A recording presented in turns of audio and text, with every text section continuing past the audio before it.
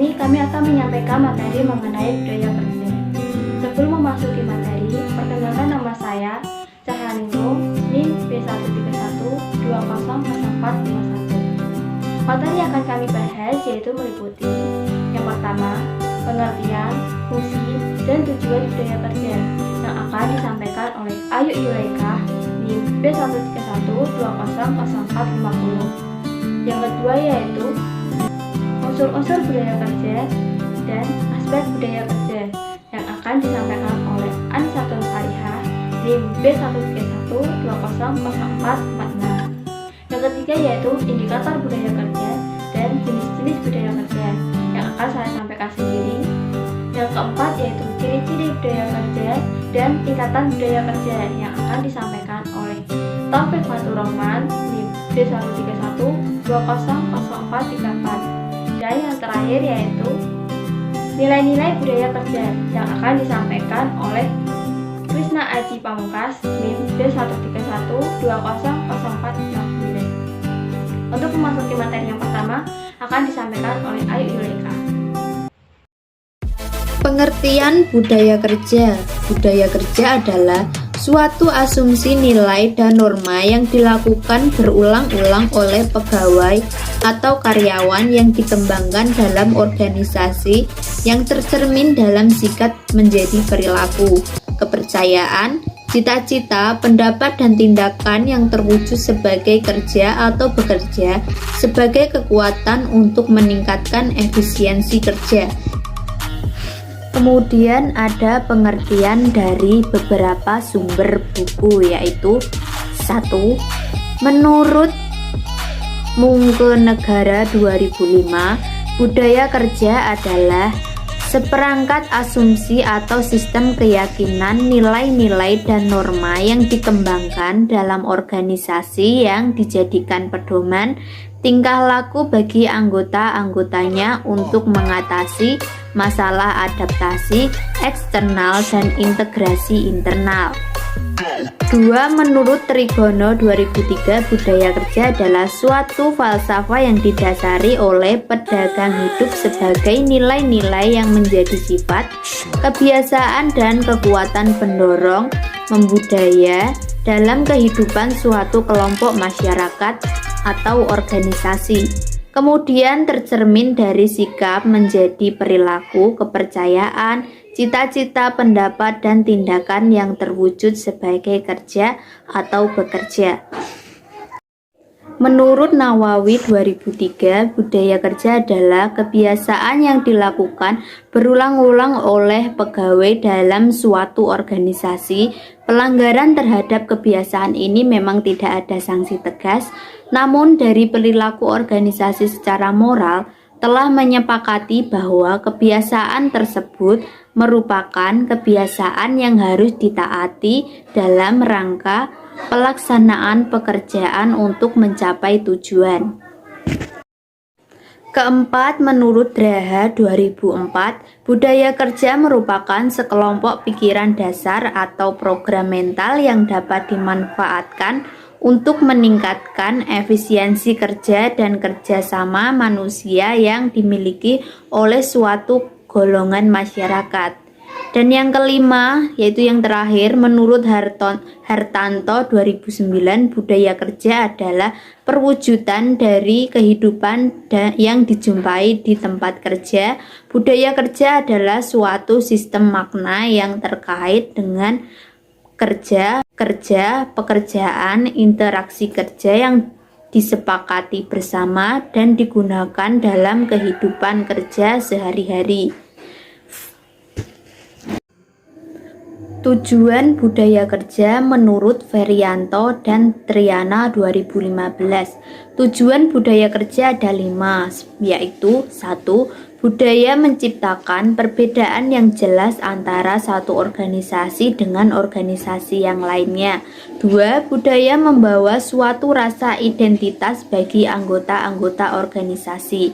Yang ketiga, budaya mempermudah timbulnya komitmen pada suatu yang telah lebih luas daripada kepentingan diri individual seseorang.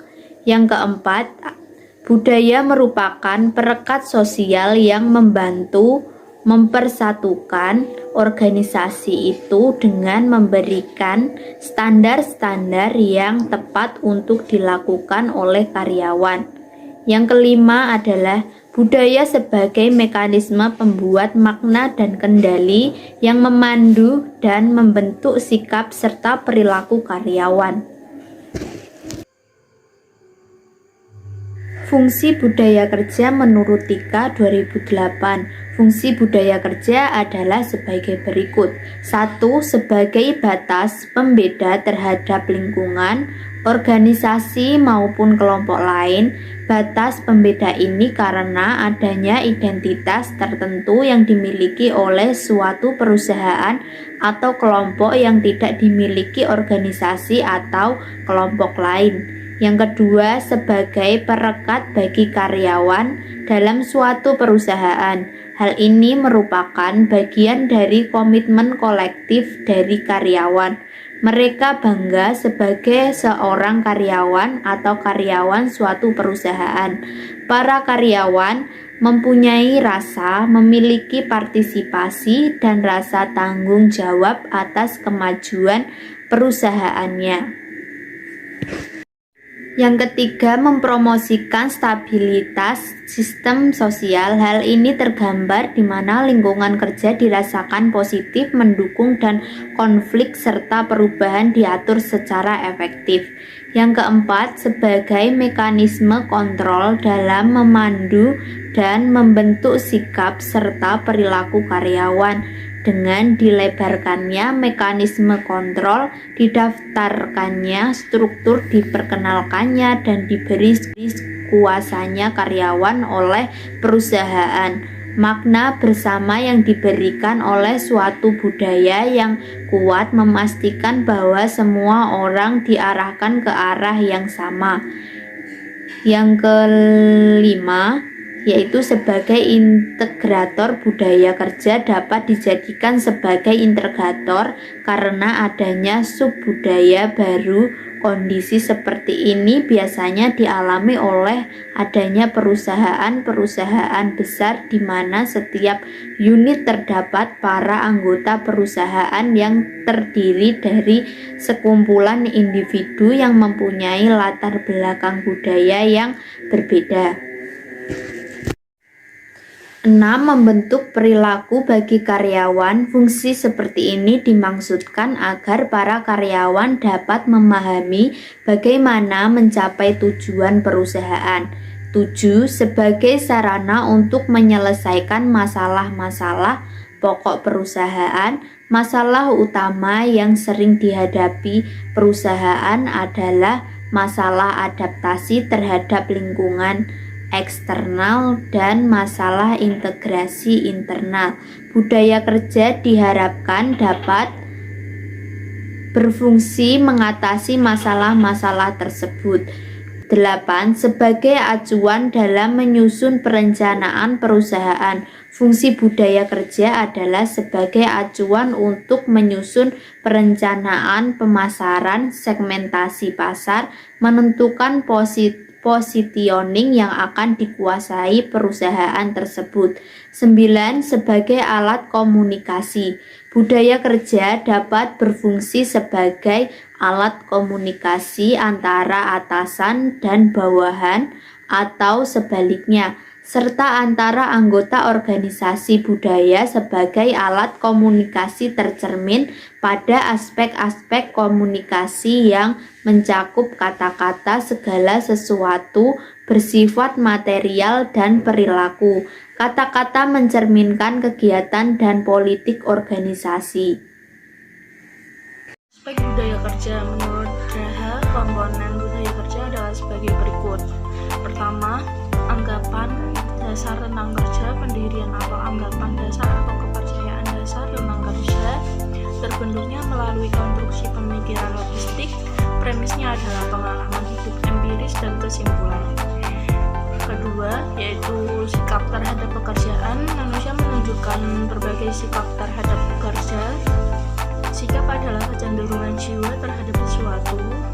kecenderungan itu berkisar antara menerima sepenuhnya atau menolak sekeras-kerasnya. Yang ketiga, perilaku ketika bekerja dan sikap terhadap pekerja. Lahir perilaku ketika bekerja, perilaku menunjukkan bagaimana seorang bekerja.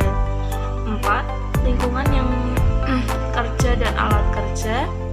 Dalam lingkungan, manusia membangun lingkungan kerja yang nyaman dan menggunakan alat atau teknologi agar ia bekerja efektif, efisien, dan produktif. Yang terakhir yaitu yang kelima, etos kerja. Istilah etos diartikan sebagai watak atau semangat fundamental, budaya, berbagai upaya yang menunjukkan kepercayaan, kebiasaan, atau perilaku suatu kelompok masyarakat. Jadi etos berkaitan erat dengan budaya kerja. Unsur-unsur budaya kerja. Pertama, asumsi dasar. Dalam budaya kerja terdapat asumsi dasar yang dapat berfungsi sebagai pedoman bagi anggota maupun kelompok dalam organisasi untuk berperilaku. 2. Keyakinan yang dianut. Dalam budaya kerja terdapat keyakinan yang dianut dan dilaksanakan oleh para anggota perusahaan. Keyakinan ini mengandung nilai-nilai yang dapat berbentuk slogan atau moto, asumsi dasar, tujuan umum perusahaan, filosofi usaha atau prinsip-prinsip menjelaskan usaha tersebut. 3. Pimpinan atau kelompok pencipta dan pengembangan budaya kerja. Budaya kerja perlu diciptakan dan dikembangkan oleh pemimpin perusahaan atau kelompok tertentu dalam perusahaan tersebut. 4. Pedoman mengatasi masalah. Dalam perusahaan terdapat dua masalah pokok yang sering muncul, yakni masalah adaptasi eksternal dan masalah integrasi internal. Kedua masalah tersebut dapat diatasi dengan asumsi dasar dan keyakinan yang dianut bersama anggota organisasi. 5. Berbagai nilai atau sharing of value.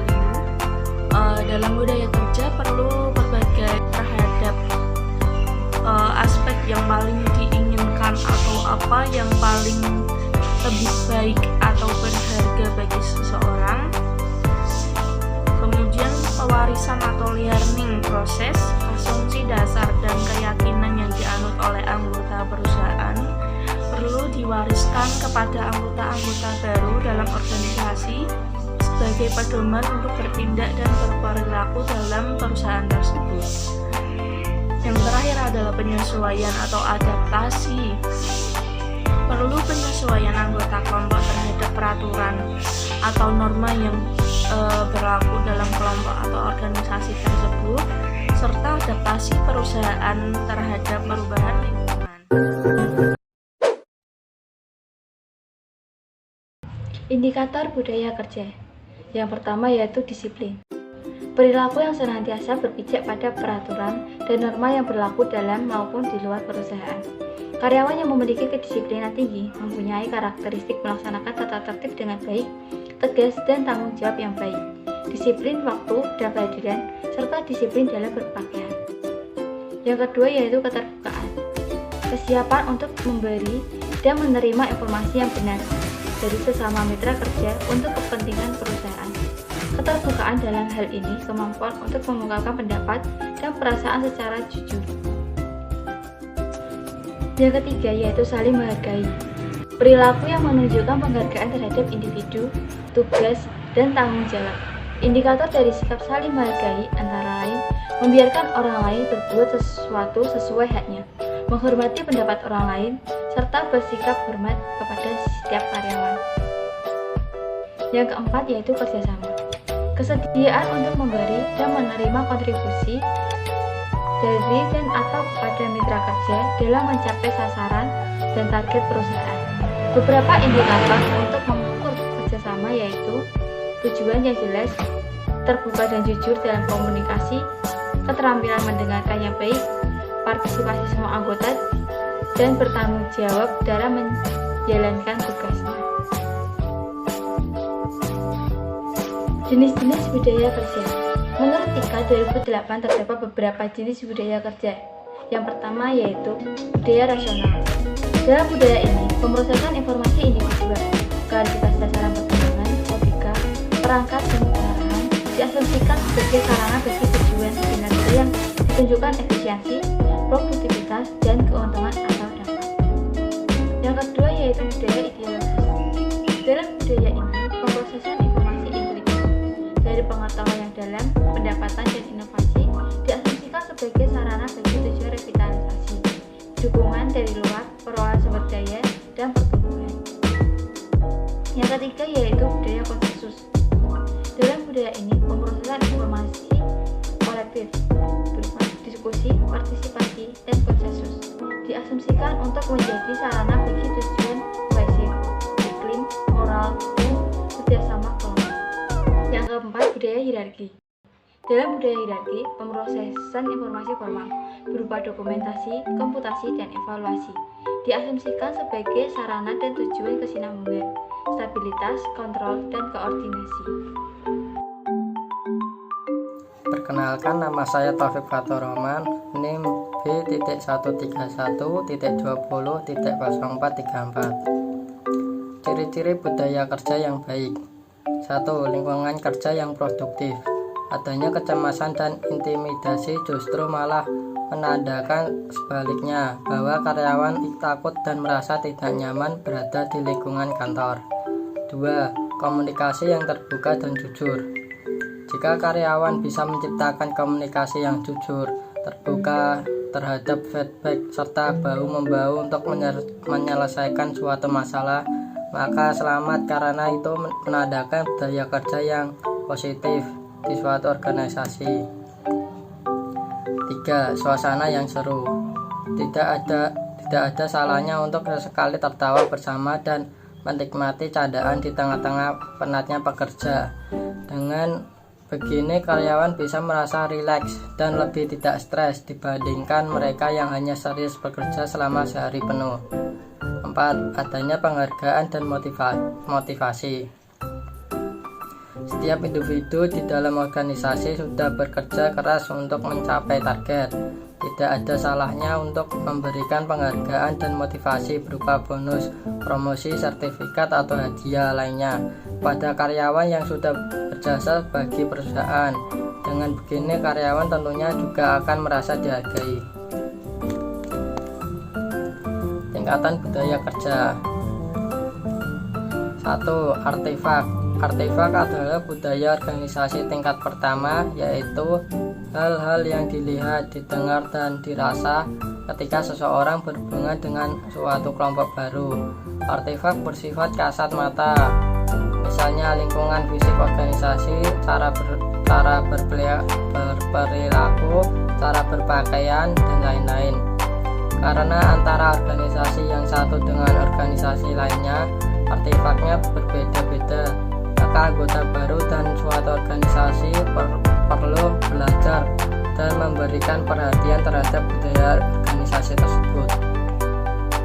Kedua, nilai.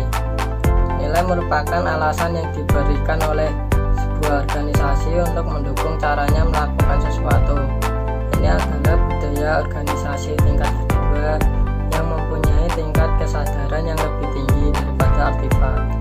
Pada tingkat ini, baik organisasi maupun anggota organisasi memerlukan tuntunan strategi, tujuan, dan filosofi dari pemimpin organisasi untuk bersikap dan bertindak.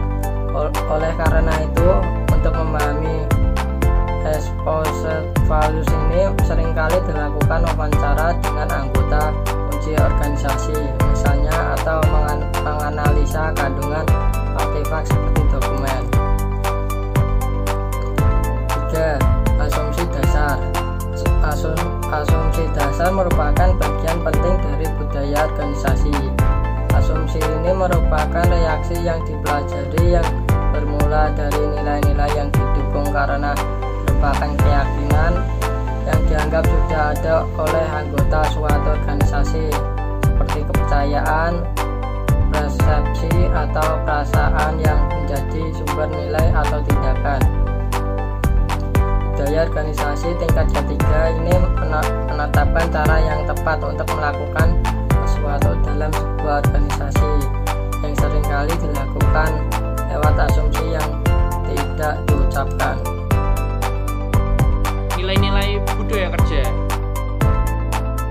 Apa saja nilai budaya kerja? 5 nilai budaya kerja.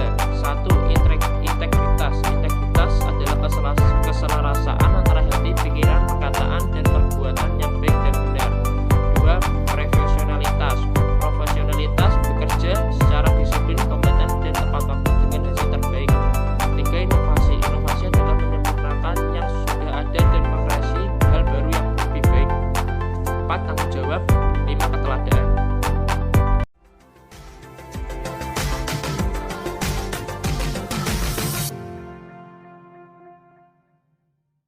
Jakarta, kota megapolitan dengan berbagai persoalan kehidupan yang dialami warganya, selalu siap menghadapi tantangan yang datang ke kota Jakarta.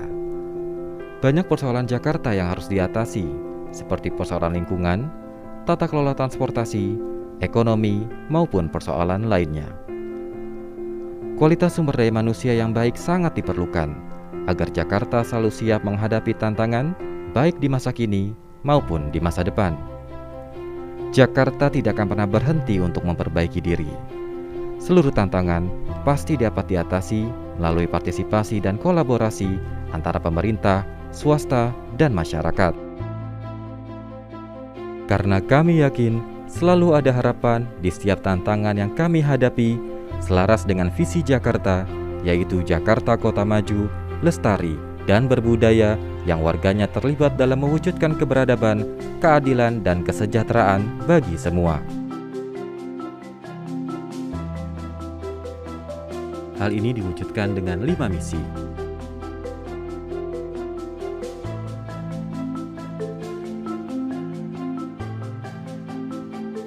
Salah satu misi pemerintah Provinsi DKI Jakarta yaitu menjadikan Jakarta tempat wahana aparatur negara yang berkarya, mengabdi dan melayani, serta menyelesaikan berbagai permasalahan kota dan warga secara efektif, meritokratis, dan berintegritas. Sebagai wujud nyata implementasi misi yang ketiga adalah dengan dirumuskannya budaya kerja pemerintah Provinsi DKI Jakarta untuk meningkatkan kinerja serta kualitas pelayanan publik. Hal tersebut tertuang pada Peraturan Gubernur Nomor 54 Tahun 2020 tentang budaya kerja. Pemerintah Provinsi DKI Jakarta memiliki 5 budaya kerja, yaitu berintegritas. Pemerintah Provinsi DKI Jakarta menjunjung tinggi keselarasan antara perkataan dan perbuatan dengan memegang teguh prinsip, aturan, dan norma yang berlaku. Hal tersebut tercermin dalam perilaku jujur dan dapat dipercaya, konsisten dan berani menegakkan kebenaran, terus melayani, memenuhi komitmen, dan berdedikasi. Bekerja sama dengan seluruh pemangku kepentingan untuk mencapai tujuan bersama, pemerintah Provinsi DKI Jakarta membentuk tim dan membangun kemitraan yang efektif. Perilaku kolaboratif diwujudkan dengan sikap saling percaya, saling menghormati, aktif dalam perbincangan tematik, produktif dan kreatif menangani konflik, dan mampu melakukan coaching dan mentoring. Akuntabel. Kami berprinsip setiap pekerjaan harus dilaksanakan secara tuntas dan dapat dipertanggungjawabkan sesuai dengan target kinerja. Prinsip ini kami tuangkan dalam perilaku bertanggung jawab, profesional, transparan, cermat dalam bertindak, dan dapat diandalkan. Inovatif. Menyukai tantangan dan rasa ingin tahu yang tinggi, berpikir di luar kebiasaan, kreatif dan visioner, terbuka terhadap masukan, kritik, dan ide-ide baru, dan mampu menciptakan ide-ide yang orisinil, merupakan perilaku yang tercermin dalam budaya inovatif pemerintah Provinsi DKI Jakarta. Kami berkomitmen dalam menciptakan gagasan pembaharuan untuk meningkatkan mutu layanan melalui evaluasi, pemecahan masalah, dan perbaikan secara terus-menerus. Keadilan. Pemerintah Provinsi DKI Jakarta senantiasa memastikan seluruh hak publik terpenuhi secara adil dan merata. Perilaku objektif, proporsional, mengedepankan kesetaraan, kesamaan hak, dan mendorong kemajuan bersama selalu kami tanamkan kepada seluruh aparatur sipil negara di lingkungan pemerintah Provinsi DKI Jakarta.